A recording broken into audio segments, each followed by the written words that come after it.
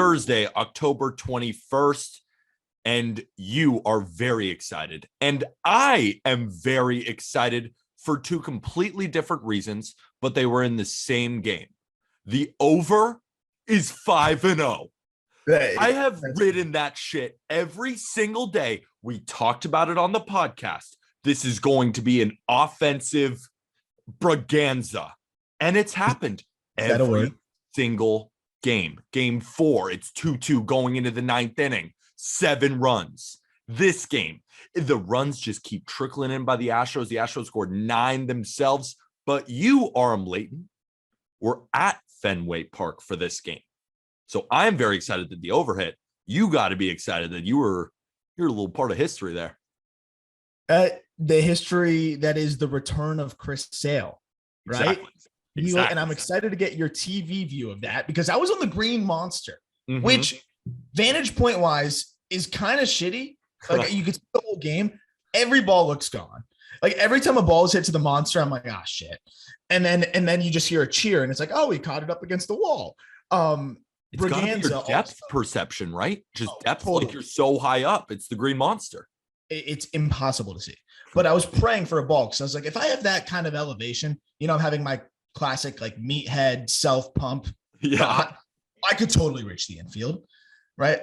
And so I was thinking that, and I'm like, oh, I could totally, please hit me a ball so I can prove to myself that I can reach the infield. Unfortunately, didn't get a ball, but Yordan almost reached us. Question for you before we talk about Yordan. If you had actually gotten a ball, because it's easier said than done, right? If you actually got a ball, first, it would be great for marketing if you threw it back. 2, it'd be really cool. 3, it'd be a great story. So what's stopping you from actually doing it if it were to happen? I think just the fear that I get kicked out. Yeah. But if it's an Astros homer and I yoss that thing back, as long as I don't hit an infielder, I'm good, right? It's what I was talking about this on my way in with my buddy Charlie. And I was saying, you do get, I think it's pretty obvious if it's intentional or not. If I'm heave-hoing it, bro, like 300 feet and it reaches the infield, I feel like if I'm Xander Bogaerts and I get drilled by that, I'm tipping my cap. I'm like, wow. Do you remember earlier in the season when Stanton hit a home run, Giancarlo Stanton, and the fan chucked it back at him and hit him while he was rounding second base? Yes, like that was sick. I don't know if that fan got thrown out. I have no idea. You shouldn't. If you throw it and hit somebody in the infield, it should just be like, you're good. You're fine. That's allowed.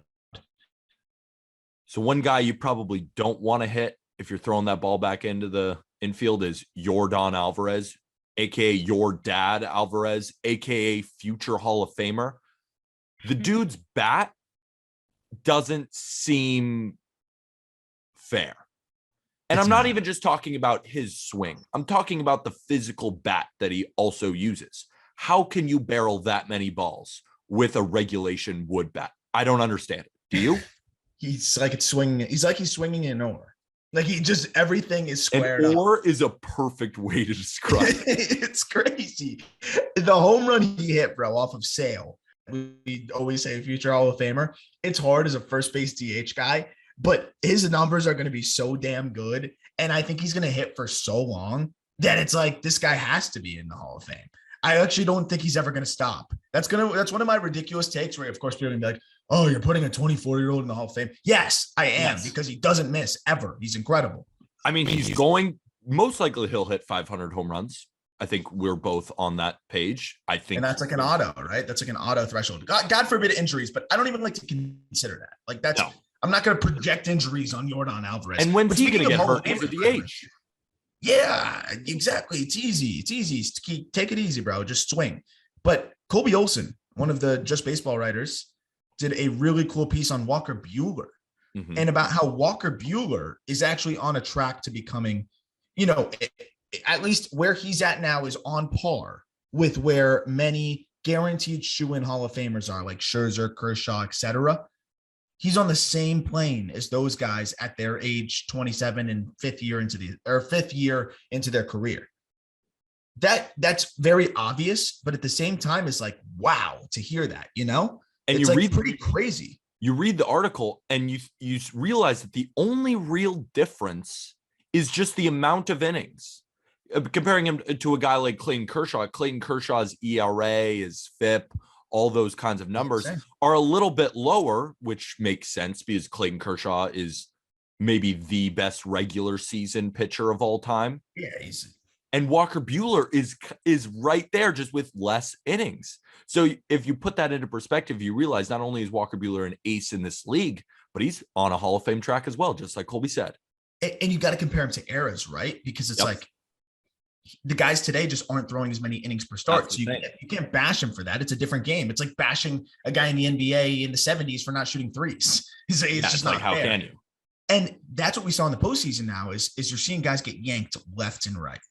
You're seeing short leashes. You're seeing bullpen games like crazy.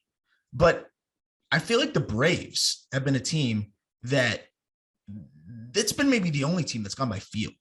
I feel like Brian Snitker is actually managing by feel. It's not a scripted game. It's not a scripted. They haven't predetermined all of their decisions. I'm sure he has his guys he thinks he's going to go to, but I don't think it's as scripted from the top as it is with some of the other teams. And the Braves keep winning, bro.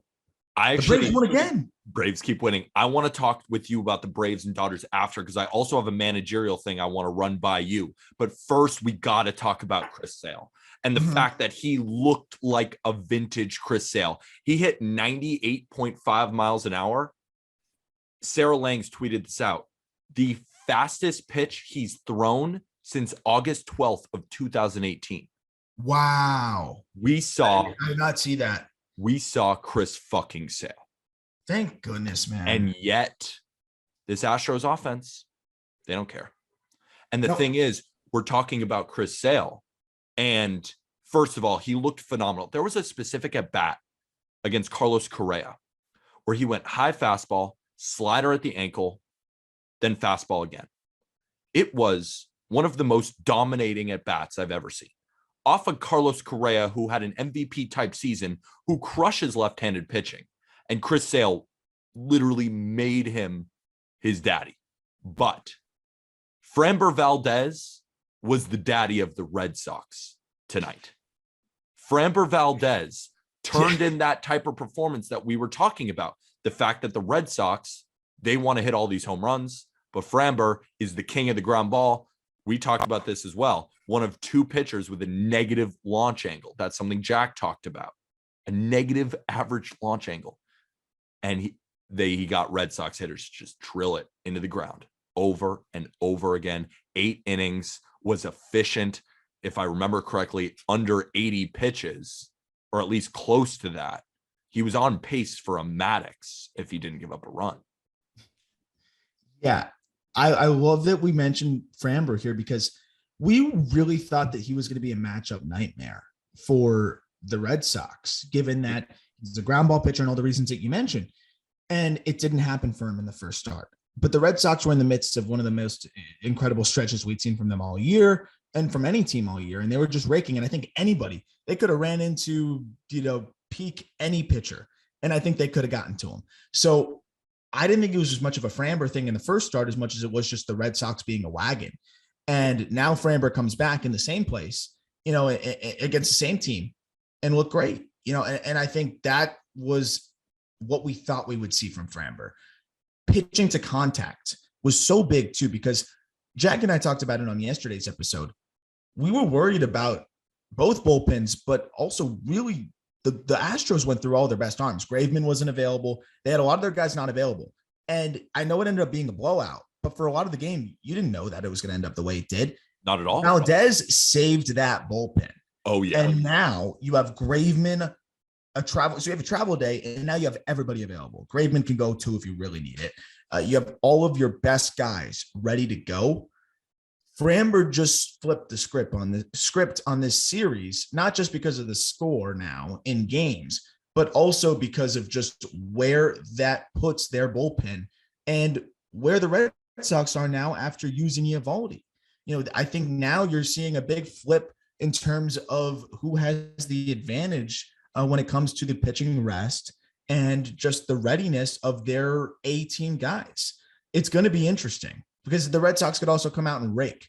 But I think when we look at the chess match right now, advantage Astros. Advantage Astros for sure. I think they're going to close it out.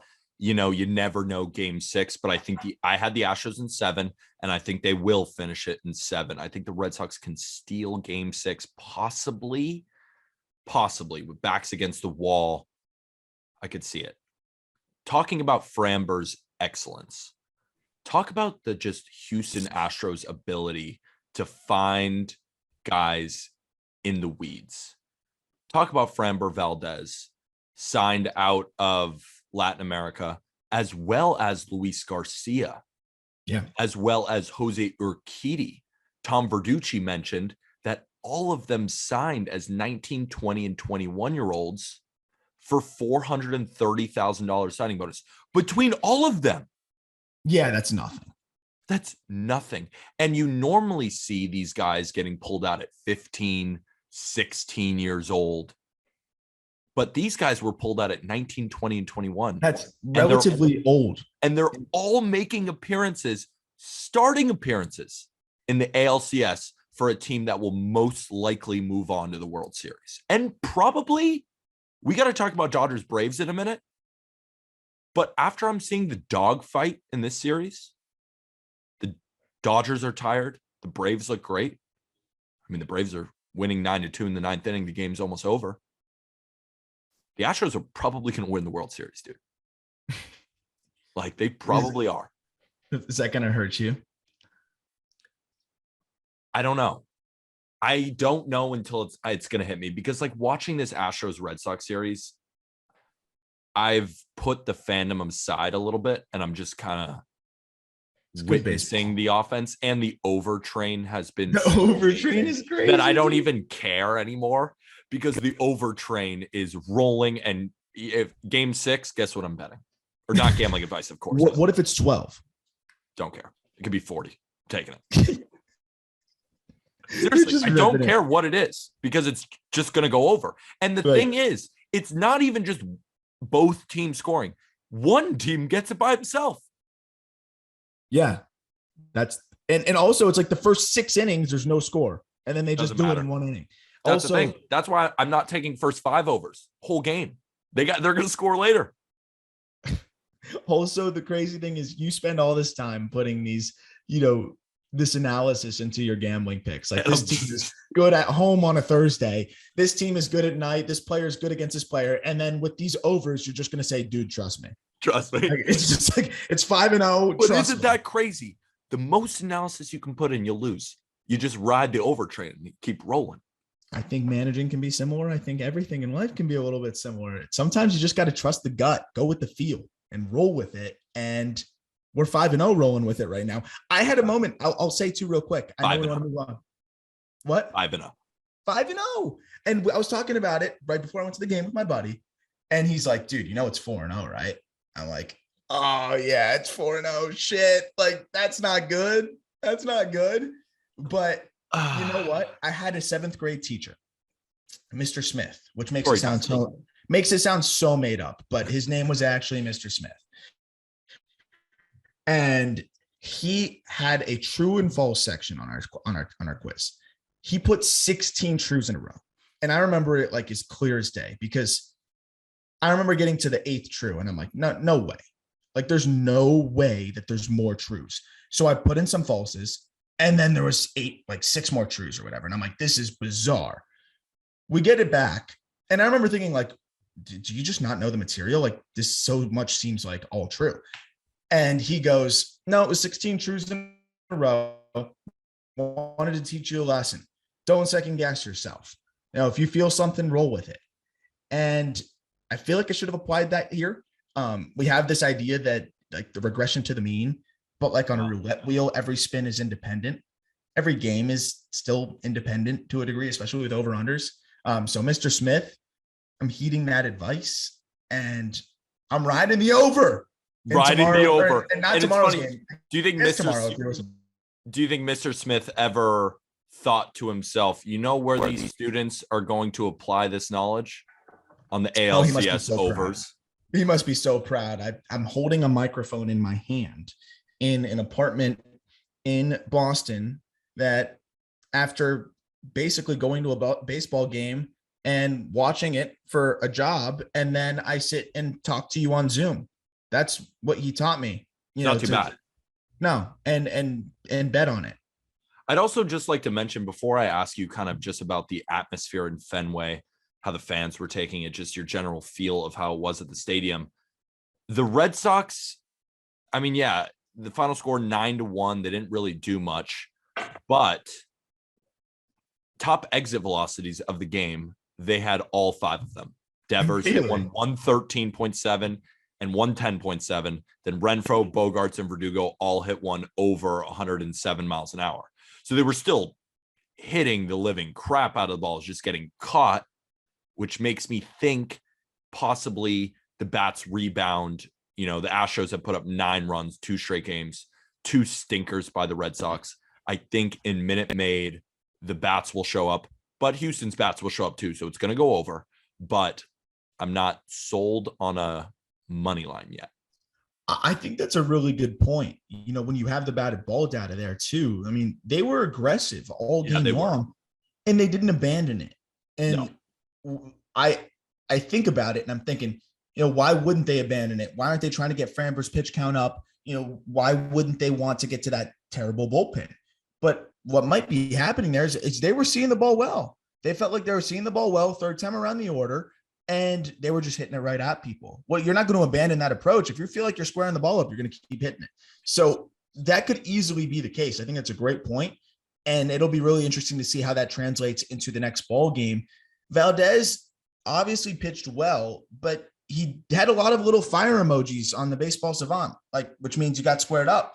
So I think there was a little bit of luck involved in there too. He did a good job of pounding the strike zone, but the Red Sox were aggressive. And I feel like that's a team that has been clicking for now the entire postseason.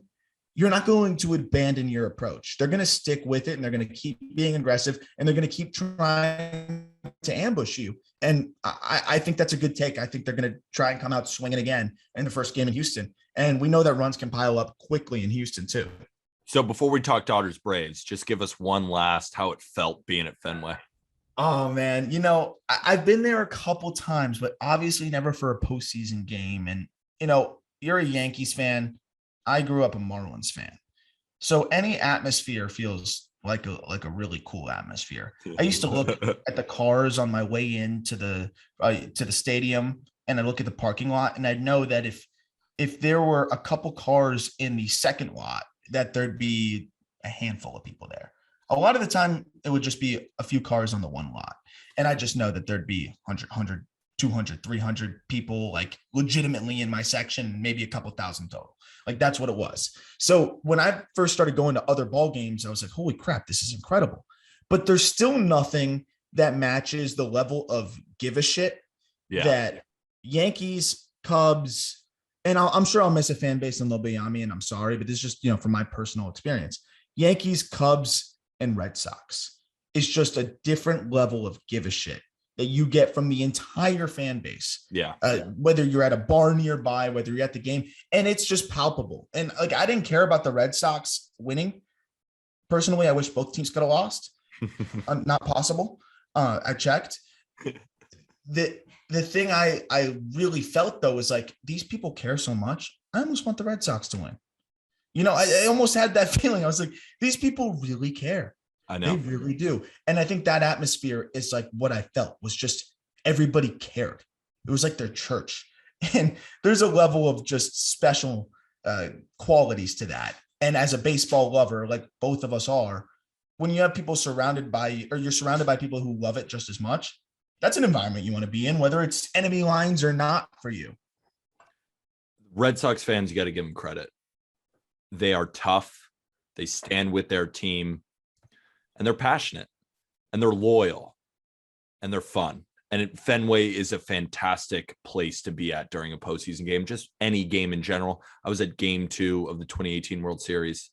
And it was Red Sox Dodgers. I grew up in California.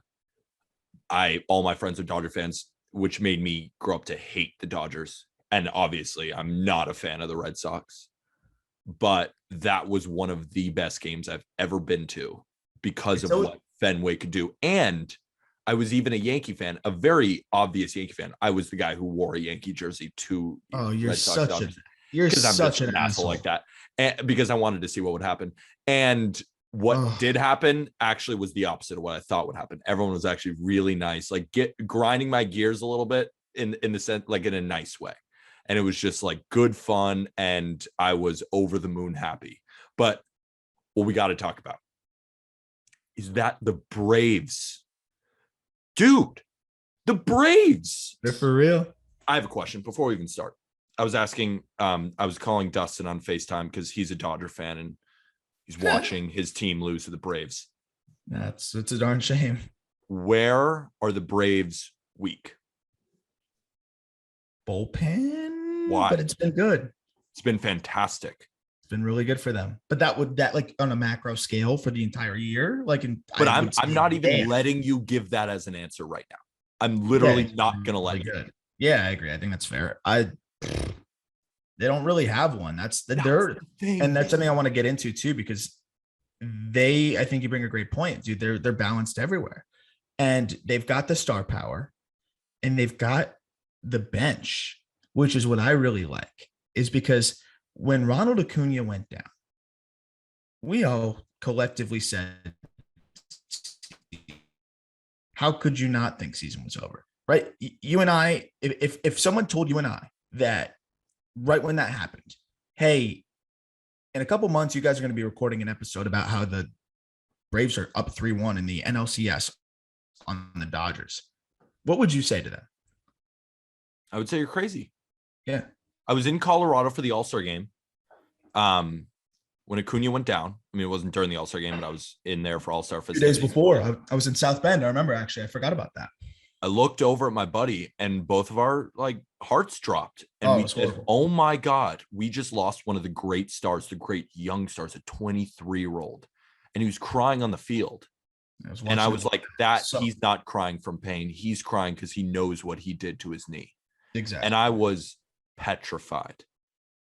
Fast forward a couple more months. Austin Riley has taken over where Ronald Acuna left off. Austin Riley is a bona fide stud. Yeah. And this also kind of seemed like a prove it year for him, right? He's had a couple years where he struggled. Yeah. And think about this. If he had a bad year this year, are the Braves thinking, all right, we need a third baseman? But 1 million%. Now they have an all-star. Not just him. Eddie Rosario almost hit for the cycle tonight. Again. He hit 2 home runs, a triple, and a single. He was a double short. The Braves won 9-2.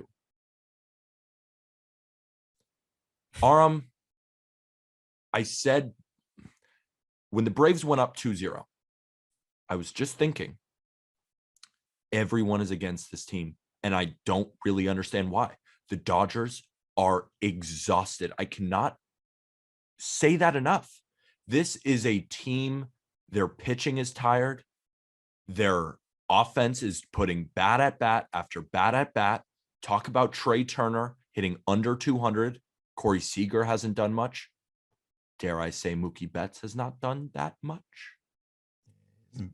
Justin Turner left the game with a neck, or I don't know if it's a neck injury, but I know he previously hurt his neck and he was pulled from the game. Thoughts are he might have re-aggravated that neck. Is he out? You know who else has been out? Maybe this just isn't that Dodgers team. Think about this. No Clayton Kershaw. No Dustin May. No Trevor Bauer. No Max Muncy. This is an amazing team filled with all-stars, but this is not the Dodgers that we thought we'd see in this series. From a player standpoint, from a talent standpoint, from a performance standpoint, from every standpoint you could imagine. Max Muncy was their most productive hitter, right? Like, I know this is a sick offense. Max Muncy was their most productive hitter, and you lost him. And you highlight all the pitchers. That's a lot. I don't care if you're the all-star team. I don't care if you are the best team ever assembled. That is a lot to lose. You're shifting around your lineup and you're trying to make up for lost pieces. It's hard to do that. And I think you bring up a really good point. And on the flip side, the Braves, they lose one of the top 5 players in baseball, maybe top 3 players in baseball. And they know that they're not going to replace him in one move. So what they do is they make several moves. They go get a Rosario. They go get a Adam Duvall. They go and robbed get a home run tonight. Yes, defensive stud. They go get a Jock Peterson. Now you have 3 players. Before you even move on, Jock Peterson has then come in and been an all-star in this postseason. Yep. So, and then when Freddie, because he went 0 for 8 with 7 strikeouts to start this series, and then he's heating right back up. This is a team with multiple guys hitting like all-stars when the Dodgers are supposed to be those all-stars and are just not doing it.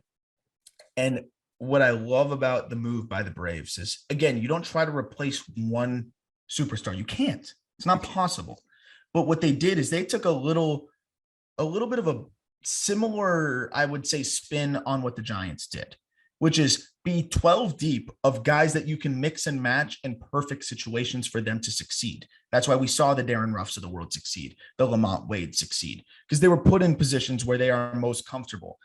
That's what they did there. It's like, we're not going to get a superstar, but if we take these 3 players that are, well above average players and excel at different things and put them in positions to succeed individually and kind of platoon them, that could add up to be an all-star.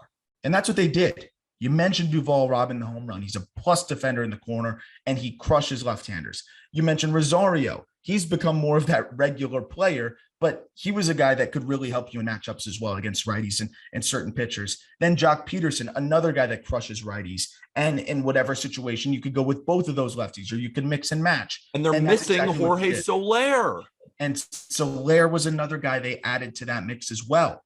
They went with the depth mix and match scenario, which I think is incredibly smart, because you aren't going to replace an everyday player even near the caliber of Acuna, but you can make up for as much of that production as possible by putting together 4 players and playing them each in their strengths. And I thought that was brilliant. Give Alex Anthopoulos a ton of credit, dude. The GM of the Atlanta Braves. What a big freak. What a stud. And we talk about this Braves offense, and the Braves offense is good, but it's a little bit easier when you're facing a Julio Urias who's pitched 4 times in 11 days. It's a poor guy, bro.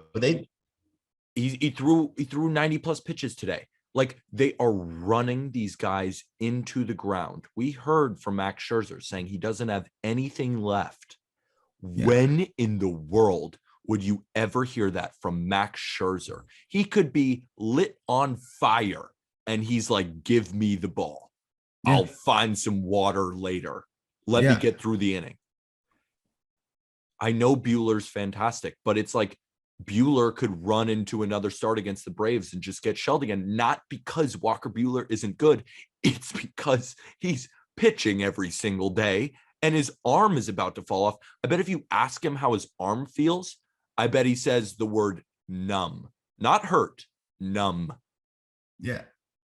Yep. I mean, that's what Scherzer said. He's like, I got that arm. He's like, I thought it was going to go away and it didn't. And I know Scherzer's 37, but this is a guy that's not the same level of human being that a lot of other players are, even in the major leagues. He still throws cheese. It's low effort. He's never had these issues before, really. I think that they got a little bit desperate.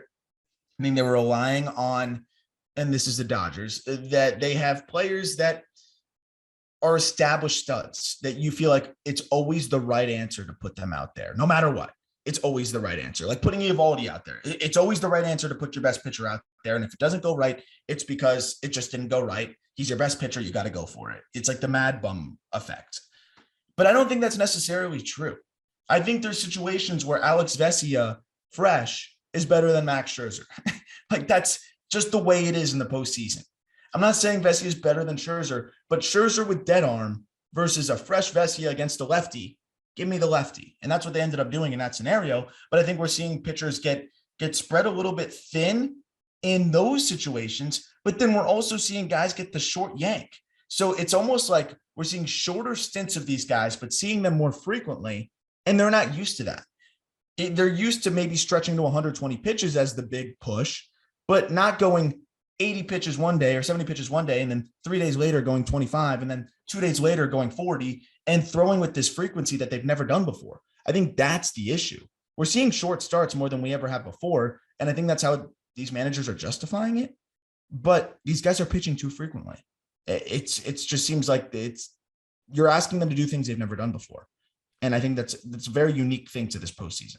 I posted a TikTok, and it was based around, because I was obviously listening to you and Jack's episode, and you guys were talking about Gabe Kapler, you were talking about managers, game scripts, all that kind of stuff. And I was on TikTok and I was seeing a lot of like anti this manager. Most notably, someone was against Aaron Boone. And I saw someone against Mike Schilt. I saw some against Snitker. And I was like, hold on. Let's bring this full circle for a second. Are we absolutely positive that organization is letting that manager make those exact decisions? Are we positive? Because I don't think that we can really put the blame on these managers when we don't know if there's just those analytics guys up top who are saying, put this guy in here no matter what, in this situation, you're doing this, and they have no autonomy. Does Dave Roberts have autonomy over his bullpen?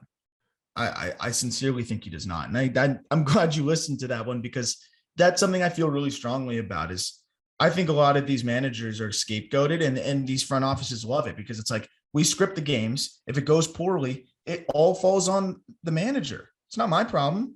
They don't know where it came from. Right. It's like you write a line of jokes and somebody else performs them. And if one of them offends somebody, it doesn't get traced back to you. And that comedian gets flamed instead, like Dave Chappelle right now. Like, imagine Dave Chappelle didn't write those and there's some evil guy behind it and nobody knows, and Chappelle's just getting flamed. Like, that's what it is. And Snitker, I think, is the one guy that actually goes more by feel. And it's ironic that he's actually managing his bullpen the best right now. Cora too. Cora, yeah, he does. And the one time the field burned him, but he's been phenomenal all postseason. Spectacular the entire postseason in terms of managing. But Cora is definitely a big field guy. I think Cora's 100% a field guy.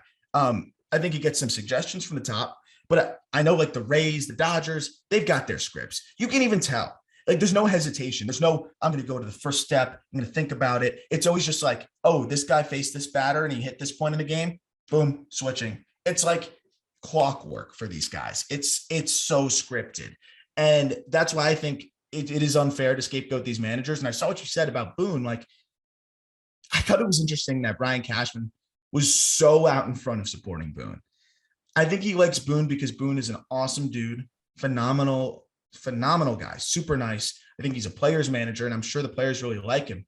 But I also have a feeling that he's not going to push back that hard. Yeah, why do you think Cashman loves him so much? Exactly. Because I think he's a guy that is willing to hear him out. And I don't see Mike Schilt as the type of guy that's willing to hear a front office out if he doesn't agree with the decision. We saw him come out with the sticky stuff. He was the manager that got out in front of all of that and said, this is my issue with it, and had his rant. He was the first guy to put his foot down, not Tony La Russa, not anybody else. It was him.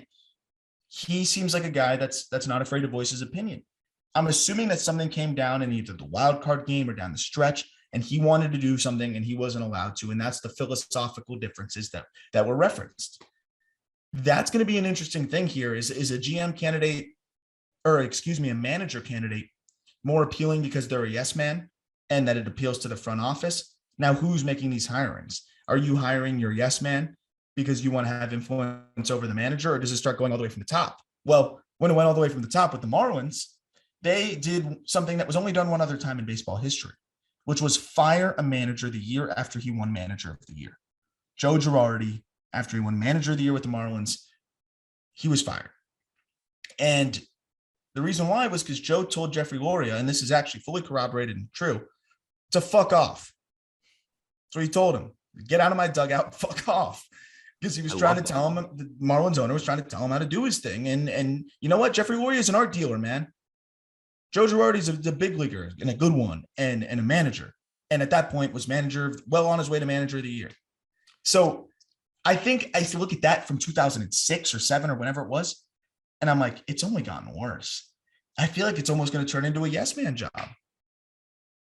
Well, it's a question that we have to answer in the offseason. I will leave the podcast. It is approaching way past. I mean, it's way past my bedtime. It's 1 in the morning. I will leave the podcast with this. Actually, before I leave it with this, Braves are up 3-1. Astros are up 3-2. What's your feel? Quick. And we can't rule the Dodgers out ever. I think the Dodgers make it interesting.